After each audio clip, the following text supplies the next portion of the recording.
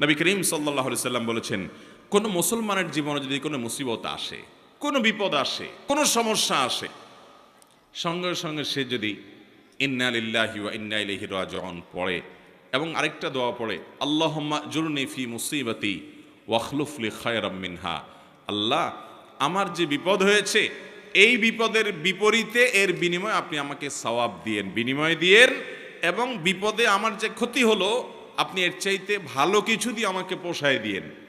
এই দোয়া যদি কেউ পড়ে তো আল্লাহ রাব্বুল আলামিন তার ওই বিপদে যা ক্ষতি হবে তার থেকে বেশি দিয়ে তাকে অবশ্যই পুষিয়ে দিবেন। উম্মে সালামা রাদিয়াল্লাহু তাআলা আনহা, নবী করিম সাল্লাল্লাহু আলাইহি সাল্লামের স্ত্রী, তিনি বলেন যে আমি নবী করিম সাল্লাল্লাহু আলাইহি সাল্লামকে কিভাবে পেয়েছি তোমরা জানো? অদ্ভুত ঘটনা, শিক্ষা নেওয়ার মতো একটা ঘটনা। তিনি বলেছেন যে আমার স্বামী আবু সালামা যখন মারা গেলেন আমি খুব বেশি ব্যথিত হলাম, মর্মাহত হলাম যে একজন ভালো সঙ্গী হারালাম, স্বামীকে হারালাম। তো আল্লাহর কাছে আমি কেঁদে কেটে নবী সাল্লাল্লাহু আলাইহি সাল্লামের শেখানো এই দোয়াটা পড়েছি, আল্লাহুম্মা জুরনি ফি মুসিবাতি, আল্লাহ আমার মুসিবত এবং বিপদে আপনি আমাকে বিনিময় দিয়েন, বিপদ যে হলো এর বিনিময় আপনি আমাকে দিয়েন, ওয়াখলুফ লি খায়রাম মিনহা, এবং এই বিপদে আমার যা ক্ষতি হলো, আমি যে হারালাম স্বামীকে, তার চাইতে বেটার কিছু আমাকে দিয়েন। আমি দোয়া আল্লাহর কাছে করে গেছি সব সময়। আল্লাহ তাআলা আবু সালামা আমার স্বামীর মৃত্যুর পর অকল্পনীয়ভাবে, অভাবনীয়ভাবে আমাকে মুহাম্মদুর রাসূলুল্লাহ সাল্লাল্লাহু আলাইহি ওয়াসাল্লাম স্ত্রী বানিয়ে দিয়েছে। আবু সালামাকে হারিয়ে তার চাইতে বেটারটা পাইছেন না, পান নাই? মুহতারাম হাজরিন, অতএব যেই কোনো বিপদে ইমানদারের ইমান যত মজবুত হবে সে তত বেশি হাসতে পারবে যে আলহামদুলিল্লাহ আমার রব আমাকে যে অবস্থা রেখে খুশি, আমি অবস্থার উপরে খুশি, এবং বিপদ যতই আসবে আমি সেটাকে ওয়েলকাম করব, বেসবর হব না, ধৈর্যহীন হব না। আমাদের সংসারগুলোতে আজ যে অশান্তি, আমাদের সমাজে যে আজ বিশৃঙ্খলা, অশান্তি, এর মূল যদি কয়েকটা কারণ বের করা হয়, অন্যতম প্রধান কারণ হবে বেসবর, ধৈর্যহীনতা, সবরহীনতা। ঘরে ঘরে সংসারগুলো টিকছে না, ভেঙে খান খান হয়ে যাচ্ছে, প্রতি মুহূর্তে মুহূর্তে বিবাহ বিচ্ছেদের ঘটনা ঘটছে। অন্যতম কারণ ধৈর্য সহ্য নাই, ছেলেরও ধৈর্য নাই, মেয়েরও ধৈর্য নেই, কিছু হলেই সব হটমেজাজি হয়ে যায়, সবাই কাট্টি দেওয়া শুরু করে। কাট্টি বুঝেন তো? আপনাদের এলাকায় কি বলে? দোস্ত দোস্ত একটু অভিমান হলে, রাগারাগি হলে বলে না তোর সাথে কাট্টি, এই যে তোর সাথে আর কথা নাই। স্বামী স্ত্রীর মধ্যে আজকাল এই অবস্থা, প্রতিটি ঘরে ঘরে অশান্তির মূল কারণই হলো সবরহীনতা, যে ধৈর্য জিনিসটা আজ আমাদের কাছ থেকে নাই। এটাকে আমরা ইবাদত মনে করি না। একটা জটিলতা হলো আমালুল কুলুব বা অন্তরের আমলগুলোকে আমরা একেবারে কেয়ার করি না, অথচ অন্তরের আমলগুলোর গুরুত্ব অনেক বেশি। আমরা বাহ্যিক আমলকে গুরুত্ব দেই, নামাজ পড়া বাহ্যিক আমল, সিয়াম পালন করা বাহ্যিক আমল, যাকাত দেওয়া বাহ্যিক আমল, তেলাওয়াত করা বাহ্যিক আমল, এগুলো বাহ্যিক অঙ্গ প্রত্যঙ্গ দিয়ে, চোখ মুখ হাত পা এগুলো দিয়ে করতে হয়। কিছু আমল আছে যে আমলগুলো অন্তরের ভেতরে লালন করতে হয়, এগুলো দেখা যায় না, এর ভিতরে সবর অন্যতম। এই আমলটা যদি কেউ করতে পারে, ভেতরে যদি ধৈর্যটা আনতে পারে, এটা নিজের সঙ্গে নিজে সংগ্রাম করে করতে হয়, এর জন্য লড়াই করতে হয়, এর জন্য সমালোচনা করতে হয়, নিজের হিসাব মিলাতে হয় যে আমি মানুষটা কতটা ধৈর্যশীল, কতটা ধৈর্যহীন, আমি কতটা হটমেজাজি হই, বউয়ের সাথে কয়বার আমি বদমেজাজি দেখাই। বউ হিসাবে তিনি চিন্তা করবেন স্বামীর সাথে কয়বার তিনি বদমেজাজি করেন, প্রতিদিনের হিসাব মিলাবেন, এরপর তিনি নিজের যোগ বিয়োগ করে নিজেকে সংশোধনের চেষ্টা করবেন। আমরা চেষ্টা করবো তো ইনশাআল্লাহ। আল্লাহ রাব্বুল আলামিন আপনাকে, আমাকে, আমাদের সবাইকে সবরকারী মানুষদের কাতারে শামিল হওয়ার তৌফিক দান করুন। মুহতারাম হাজিরিন, নবী করিম সাল্লাল্লাহু আলাইহি ওয়াসাল্লাম তিনি তার সাহাবায়ে কেরামকে সবরের প্রশিক্ষণ দিয়েছেন। এমন কিছু সাহাবী সঙ্গী তিনি পেয়েছেন যারা ধৈর্যের রুদ্রমূর্তি প্রতীক ছিলেন, তারা এরকম দৃষ্টান্ত ছিলেন যে তাদের ধৈর্য, এক একজনের সবরকে আমরা যদি অ্যানালাইসিস করি তো বিশাল বড় বড় হিস্ট্রি হয়ে যাবে, অনেক বড় দাস্তান হয়ে যাবে, শুধুমাত্র এক একজন সাহাবীর সবরকে যদি আপনি অ্যানালাইসিস করেন, গবেষণা করেন। আজ মুসলমানদের মধ্যে এটার বড় বেশি অভাব। সবর করার চেষ্টা করবো তো ইনশাআল্লাহ। মুশকিল হলো আমরা যারা বদমেজাজ, আমাদের সবর কিভাবে আসবে? আমরা অনেকে চেষ্টা করি কিন্তু ধৈর্য ধারণ করতে পারি না। ওই যে ডায়রিয়ার রোগীর মতো ডাইরেক্ট হয়ে যায়, হুটহাট করে যা তা বলে ফেলি, পরে আফসোস করি। তো সবর আনার জন্য কিছু আমল আছে ভাইরা। নাম্বার 1, আপনার ভিতরে সবর আনার জন্য আপনি প্রতিনিয়ত আল্লাহ রাব্বুল আলামিনের কাছে দোয়া করবেন যে আল্লাহ আপনি আমাকে সবর এবং ধৈর্য ধারণ করার তৌফিক দান করেন। যে কোনো বদামল দূরের জন্য আল্লাহ তাআলার কাছে পানাহ চাইতে হয়। নবী আলাইহিস সালাম পানাহ চাইতেন, এই জন্য আল্লাহর কাছে দোয়া করতে হবে। নাম্বার 2, ধৈর্যশীল মানুষদের সাথে থাকতে হবে।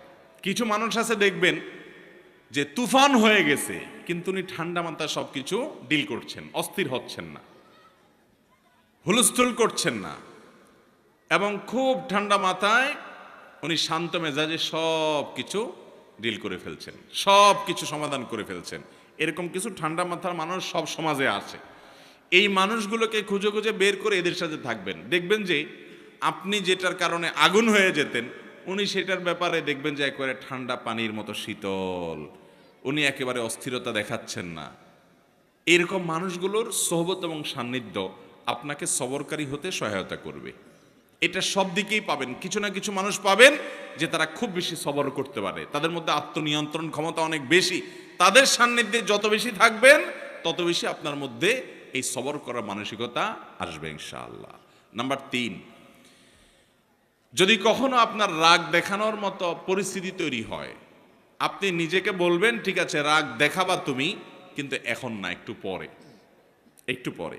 যদি কিছু সময় ক্ষেপণ করতে পারেন, এরপরে যদি রাগ করেনও, সেই রাগটা হবে ব্যালেন্সের রাগ, সেটাতে বেসবরির কোনো কিছু থাকবে না, একেবারে সেটা দেখবেন যে ভারসাম্যর সাথে আপনি একেবারে রাগ করতে পারবেন, যে রাগে ক্ষতিকর কিছু হবে না। আর যদি যখন হট মেজাজ হলো না এখনই আমি এটা দেখে ছাড়বো, তাহলে শেষ, আপনি আর সামনে আগাইতে পারবেন না। যত বদমেজাজি মানুষ আছে এরা দেখবেন যে তৎক্ষণাৎ কিছু একটা করে ফেলতে চায়।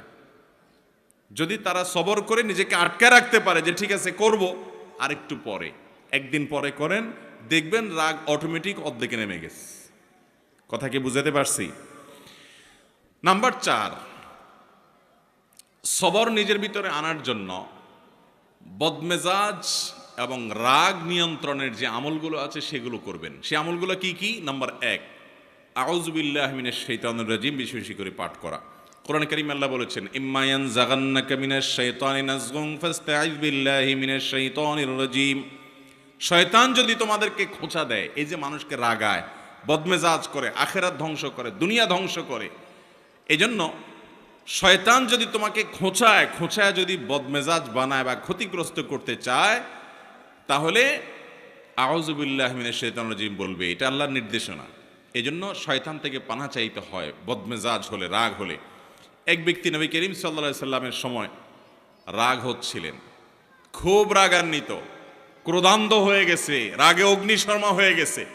নবী সাল্লাল্লাহু আলাইহি সাল্লাম দূর থেকে দেখে বলছেন এই লোকটার মধ্যে যে প্রচন্ড রাগ দেখা যাচ্ছে, খুব বদমেজাজ হয়ে গেছে, ইন্নিল্লা আ'লামু কালিমাতান, আমি একটা বাক্য জানি, এই বাক্যটা যদি সে বলে তার রাগ কমে যাবে। তখন নবী সাল্লাল্লাহু আলাইহি সাল্লাম তাকে শুনিয়ে শুনিয়ে দূর থেকে সেই বাক্যটা পাঠ করলেন, সেটা হলো আউযু বিল্লাহি মিনাশ শাইতানির রাজিম। এই বাক্য পাঠ করার পর ওই লোকটা দূর থেকে শুনে তিনি ওই বাক্যটা পাঠ করলেন এবং তার বদমেজাজি আল্লাহ রাব্বুল আলামিন দূর করলেন।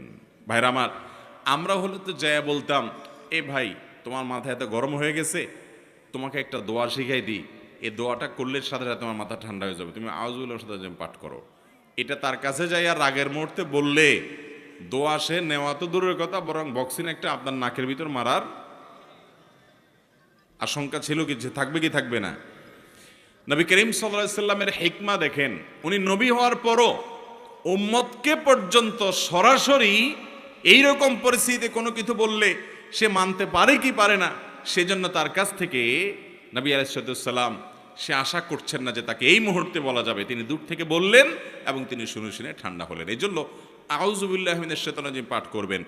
যাদের মধ্যে খুব রাগ বেশি আছে, ধরেন আপনার বউ, বাসার স্ত্রী অনেক রাগী, যতই বুঝান কোনো কাজ হয় না, তো যে খাবারগুলো সে খায়, যে পানীয়গুলো খায়, আউযু বিল্লাহি মিনাশ শাইতানির রাজিম 7 বার পড়ে ফু দিবেন। আবার দেখে দেখে যেন না ফেলে, খবরদার। বাচ্চারা ক্রেজি হয়ে যাচ্ছে, আমরা ক্রেজি হয়ে যাচ্ছি, গোটা সমাজে চতুর্দিকে দেখবেন অধৈর্যের চর্চা, ঘরে ঘরে জনে জনে, জায়গা জায়গা, সর্বত্র। ভালো মুসলমান হওয়ার জন্য, নেককার মুসলমান হওয়ার জন্য শত শত নফল আমল, শত শত জিকির আজকার, শত শত তাসবিহ চাইতে অনেক গুণ বেশি উত্তম হবে আপনার সারা দিন রাত 24 ঘন্টার ভিতরে 2-4টা জায়গায় বদমেজাজ দেখানোর, রাগ করার ইস্যু তৈরি হয়েছে, কিন্তু নিজেকে নিয়ন্ত্রণ করে যেখানে যতটুকু না হলে নয় সেখানে ততটুকু ব্যবহার করতে পেরেছেন। নিজেকে এই নিয়ন্ত্রণ করতে পারলে আপনি আল্লাহ তাআলার কাছে ওই শত সহস্রবার তাসবিহ করার চাইতে অধিক সওয়াব পাবেন চেষ্টা করব না ইনশাআল্লাহ। ভাইরা আমার, এই সবর বা ধৈর্য 3 প্রকার। একটা হলো আস-সাবরু আলাত তাআত, ভালো কাজ করতে ধৈর্য লাগে কি লাগে না? শীতকালে ফজরের সময়, কনকনে শীতের মধ্যে, ঠান্ডার মধ্যে উঠে উজু করে ফজর নামাজ পড়তে যাইতে ধৈর্য লাগে না? মনে চায় না, কষ্ট হয়, তারপরও নিজের সঙ্গে নিজে লড়াই করে, সংগ্রাম করে কাজটা করতে হয়। এটা যারা করতে পারে এরাই হলো সত্যিকারের বীর, এরাই হলো সত্যিকারের মেরুদণ্ডওয়ালা মানুষ, সত্যিকারের সাহসী মানুষ, যে তাদের প্রবৃত্তির গোলামি তারা করে না, যে নফস যা বলে তা করে। সে নিজের কল্যাণের পথে মন না চাইলেও সে এগিয়ে যায়। সবর, ভালো কাজ করতে সবর লাগে। আর দ্বিতীয় ধৈর্য হলো আস-সাবরু আনিল মাসিয়া, পাপের কাজ, অপরাধের কাজ, এগুলো থেকে বাঁচার জন্য সবর লাগে। আপনার চোখের এরিয়াতে অনলাইনে, অফলাইনে, ফেসবুকে, বাহিরে বিভিন্নভাবে সুন্দরী নারী চলে আসছে, অশ্লীল কোনো দৃশ্য চলে আসছে, আপনার ভেতর থেকে প্রবৃত্তি বলছে দেখে নে, তাড়াতাড়ি দেখে নে, মিস হয়ে যাবে, চলে যাবে, তাড়াতাড়ি দেখ, মন থেকে আপনাকে উস্কে দেয়। আপনি তখন যদি নিজেকে আটকে রাখতে পারেন, নিয়ন্ত্রণ করতে পারেন, সবার মানেই হলো হাবসুন নফস, নিজেকে নিয়ন্ত্রণ করা, যে না আমি দেখবো না, আমার আল্লাহ নিষেধ করেছেন, হারাম। এটা যদি করতে পারেন তাহলে সেক্ষেত্রে এটা হলো গুনাহ থেকে সবর করা। এটা করতে পারলে একটা জয়ীফ হাদিস দ্বারা প্রমাণিত, একটা জয়ীফ হাদিসে বর্ণিত হয়েছে, করার সুযোগ তৈরি হয়। আর সে যদি নিজেকে নিয়ন্ত্রণ করতে পারে তাহলে আল্লাহ রাব্বুল আলামিন তাকে ঈমানের স্বাদ তৎক্ষণাৎ অনুভব করার তৌফিক দান করেন। আপনি খেয়াল করেন, কোনো সুন্দরী নারী বা অশ্লীল কোনো দৃশ্য যেটা দেখা আপনার জন্য হারাম, যেটা আপনার মনকে অস্থির করে দিবে, যেটা আপনার মনের জেনার দিকে নিয়ে যাবে, যেটা আপনাকে অন্যান্য জেনার দিকে নিয়ে যাবে, সেটা দেখা আল্লাহ তাআলা হারাম করেছেন। ওই জিনিসটা যদি আপনি দেখেন, দেখলে সাথে সাথে একটু নগদ স্বাদ পাবেন, মজা পাবেন, ঠিক আছে, কিন্তু পরক্ষণে অস্থির হয়ে যাবেন। এটা হলো অনেকটা চুলকানির মতো, চুলকাইতে অনেক মজা পাবেন কিন্তু চুলকানির পরে জ্বলবে, ঠিক না ভাই? ঠিক। দেখার পর যখন চোখের আড়াল হয়ে যাবে এরপর আপনি অস্থির হয়ে যাবেন, হায় হায় কই গেল, কারণ তো দাঁড়ায় থাকবে না আপনার জন্য। আর যদি আপনি না দেখেন, কষ্ট করে নিজেকে নিয়ন্ত্রণ করেন, সবর করতে পারেন যে আমি দেখব না, তাহলে এর ফলশ্রুতিতে কিছুক্ষণ পরেই, প্রথমে একটু কষ্ট হবে, কিছুক্ষণ পরে আপনার ভিতরে এক ধরনের স্বাদ, এক ধরনের তৃপ্তি অনুভব হবে যে আমি আল্লাহ তাআলার আদেশ রক্ষা করতে পেরেছি, আমি নিজেকে নিয়ন্ত্রণ করতে পেরেছি, আমার মেরুদণ্ড আছে, আমি ডায়রিয়ার রোগী না, ডাইরেক্ট হয়ে যাই নাই, নিজেকে কন্ট্রোল করতে পারছি। যাদের কন্ট্রোলিং পাওয়ার নেই, যেখানে সেখানে কাইত হয়ে যায়, যেখানে সেখানে যা তা মনে চায় সেটা করে ফেলে, তারা হলো বেসবর। একজন ইমানদার তিনি যখন গুনাহ থেকে বাঁচার জন্য এরকম চেষ্টা করেন, কসরত করেন এবং জিতে যান, তো এই ব্যক্তি হলেন প্রকৃত সবরকারী। আল্লাহ তাআলা আমাদেরকে প্রকৃত সবরকারী হওয়ার তৌফিক দান করুন। তাহলে সবর 3 প্রকার। একটা হলো ভালো কাজ করতে গেলে মনে চায় না, কষ্ট হয়, তারপরও ভালো কাজ করা, এটা এক প্রকারের সবর। মন্দ কাজ বা খারাপ কাজ করতে মনে চায়, যথেষ্ট কারণ আছে, তারপরও মন্দ কাজ করে না, ধৈর্য ধারণ করে, এটা হলো দ্বিতীয় প্রকার। আর তৃতীয় প্রকার সবর হলো আস-সাবরু ইনদাল মুসিবাহ বা ইনদাল মাসায়েব, বিপদ আপদের সময় অধৈর্য না হয়ে আল্লাহ রাব্বুল আলামিন যে বিপদ আমাকে দিয়েছেন এর মধ্যে কল্যাণ আছে, এই বিশ্বাস এবং ইয়াকিন রেখে কোনো কল্যাণ না হোক সওয়াব তো অবশ্যই পাবো। নবী করিম সাল্লাল্লাহু আলাইহি সাল্লাম বলেছেন, আজাবান লি আমরিল মুমিন ইন আমরাহু কুল্লাহু খায়র। ইমানদারের বিষয়টা দেখে আমার কাছে বড় অদ্ভুত লাগে, আমি আশ্চর্য হই, বড় পিকুলিয়ার ইমানদারের পুরো জীবনটা, তার জন্য শুধু কল্যাণই কল্যাণ, হাতির মতো মরলেও লাখ, বাঁচলেও লাখ, ইমানদারের জীবনে ক্ষতি বলতে কিছুই নেই। কারণ ইন আসাবাহু খায়রুন, ইমানদারের জীবনে যদি ভালো কিছু অর্জন হয় তখন সে শাকারা, আল্লাহ শুকর আদায় করে। তাহলে ভালো জিনিস পাইলো, কোনো গুড নিউজ সে পেল, আবার আল্লাহর শুকর আদায় করে সওয়াবও সে অর্জন করলো। ওয়াইন আসাবাহু শাররুন, আর ইমানদারের জীবনে যদি কোনো বিপদ হয়, ক্ষতি হয়, সবারা, সে সেই ক্ষতিতে সবর করে, হাসি মুখে মেনে নেয় আল্লাহর ফয়সালাকে। ফাকানা খায়রাল্লাহ, তখন তার বিপদে যে ক্ষতি হলো সবর করার মাধ্যমে এর চাইতে বেশি তার আমল নামা আল্লাহ তাআলা সওয়াব দিয়ে তাকে পুষিয়ে দেন, এবং এই ক্ষতি যেটা হয়েছে আল্লাহ তাআলা পরবর্তীতে এটাকে আরো অনেক বেশি কিছু দিয়ে তাকে পুষিয়ে দেন। তাহলে ইমানদারের জীবনে হারাবার মতো কোনো কিছুই নাই। তার জীবনে ছোট বড় যে কোনো সমস্যা নিজেকে নিয়ন্ত্রণ করার চেষ্টা করে। আমরা সবর করার চেষ্টা করব তো ইনশাআল্লাহ। আজ থেকে আসুন তাহলে আমরা একটু সংকল্প করি, শপথ করি যে আগামীকাল থেকে সকাল থেকে রাত পর্যন্ত আমরা শোয়ার আগে একটু হিসেব মেলাবো। মুশকিল শোয়ার আগে তো আমাদের টাইম নেই, কারণ মোবাইলে মোনাজাত ধরতে ধরতে আমাদের ঘুমাইতে হয়, ঠিক না ভাই? ঠিক। দুই হাতে মোনাজাত ধরে এত লম্বা মোনাজাত যে ঘুমের চোটে মুখের উপরে মোবাইল পড়ার আগ পর্যন্ত ঘুমায় না। এহতেসাব, নিজের হিসাব নিজে মিলানো। আমি তো জান্নাতের পথযাত্রী ভাই, কোন জায়গায় দাঁড়িয়ে আছি? আমি যে জায়গায় দাঁড়িয়ে আছি এই পথের মাথায় কি জাহান্নাম আছে না জান্নাত আছে, হিসাব মিলানোর সময় নেই। অবসর সময়গুলো আজ এই মোবাইল ফোন নিয়ে গেছে, ফেসবুক নিয়ে গেছে, ইউটিউব নিয়ে গেছে। এক্ষেত্রে আমরা ডাইরেক্ট হয়ে গেছি ওই যে ডায়রিয়ার রোগীর মতো, স্ক্রল করতেছে আঙ্গুল দিয়ে, কত দূর যাচ্ছে, মাইলকে মাইল স্ক্রল করে যাচ্ছে। যদি সূক্ষ্ম কোনো যন্ত্রপাতি দিয়ে চেক করা যেত তাহলে এই আঙ্গুলটার মাথা দেখতেন যে অনেক ক্ষয় হয়ে গেছে। এত পরিমাণ ঘুরছে মোবাইলের উপরে যে মাথা কি হয়ে গেছে, ক্ষয় হয়ে গেছে। কি দেখছে ভাই? এই যে আপনি টানতেছেন, মনে হচ্ছে কিছু হারাইছে, যাচ্ছে তো যাচ্ছে, যাচ্ছে তো যাচ্ছে।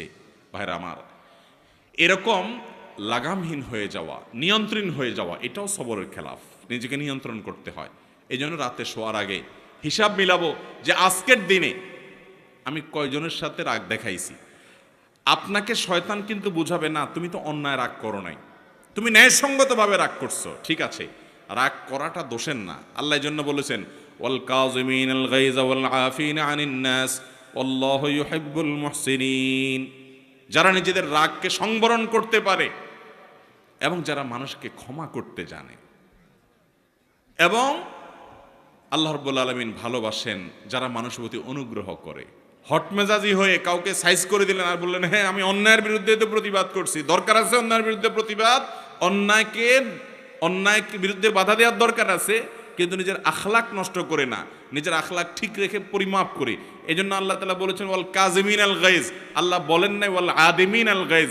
যাদের মধ্যে রাগ নাই তাদের প্রশংসা আল্লাহ করেন নাই, যাদের মধ্যে রাগ আছে কিন্তু এটা নিয়ন্ত্রণ করে, যেখানে যতটুকু ডোজ দেওয়া দরকার ততটুকু দেয়, এই মানুষগুলো আল্লাহ তাআলার কাছে প্রিয় পাত্র হয়। কোনো এক সালাফ, আল্লাহর কোনো এক নেককার বান্দা, তার একজন অধীনস্থ কাজের লোক একই ভুল বারবার করে, তো উনি ধমক দিয়েছেন, দিয়ে বলেছেন তোমাকে কতবার বলবো আর বলো, আর তোমার মাফ নাই। তখন সে লোকটা বলল আল্লাহর কাছে কিয়ামতের দিন আপনি একই অপরাধ বারবার করার কারণে কতবার ক্ষমার আশা করেন, আমাকে ততবার করলেই হবে। ভাইরা আমার, আজ শয়তান আমাদেরকে নানা ভুল বুঝিয়ে বেসবর করছে। সবর করার চেষ্টা করবো তো ইনশাআল্লাহ। তো যেটা বলছিলাম যে দিন শেষে হিসাব করবেন যে আজকের দিনে মোট কয়টা বেসবরি হয়েছে, নোট নিবেন, কোথাও লিখে রাখবেন। পরের দিন চ্যালেঞ্জ নেবেন যে না আজকে যেন আমার এই সংখ্যাটা কোনোভাবে স্পর্শ না হয়েছে, কম যেন হয়। এইভাবে যদি আপনি চেষ্টা করতে থাকেন একসময় দেখবেন অনেক কঠিন কঠিন সময় আল্লাহ তাআলা আপনাকে মাথা ঠান্ডা রেখে কাজ করার তৌফিক দিয়েছেন। দুনিয়াতেও উন্নতি করতে পারবেন, আখিরাতেও পারবেন। আর বেসবর হবেন, জায়গায় জায়গায় বেইজ্জত হবেন, দুনিয়ার বেইজ্জতিও নিশ্চিত, আখিরাতের বেইজ্জতিও নিশ্চিত। অতএব আখলাক যেটা কিয়ামতের ময়দানে সবচেয়ে ওজনী আমল হবে, আখলাক যেটার কারণে জান্নাতের সর্বোচ্চ শিখরে যেতে পারবেন, আখলাক সুন্দর করার কারণে আল্লাহর প্রিয় পাত্র হতে পারবেন, এই আখলাকটার ব্যাপারে আমরা খেয়াল করি না, অন্যান্য আমলের দিকে আমরা খেয়াল করি। এই জন্য সবরের বিষয়ে কিছু কথা বললাম। আল্লাহ তাআলা আমাকে, আমার মধ্যে যে খুব একটা সবর আছে তা নয়, এ কথাগুলো বলার উদ্দেশ্য আল্লাহ যেন আমাকেও সবরকারী বানান। আপনাদেরকেও বানান, আমরা সবাই যেন সবরকারী হতে পারি। আরশ আজিমের মালিক আমাদেরকে সবাইকে যেন ধৈর্যশীলদের কাতারে সামিল করেন, সেই দোয়া করছি। আল্লাহ তাআলা আমাদের সবাইকে তৌফিক দান করুন। জাযাকুমুল্লাহু খায়রা ওয়া আখিরু দাওয়ানা আলহামদুলিল্লাহি রাব্বিল আলামিন।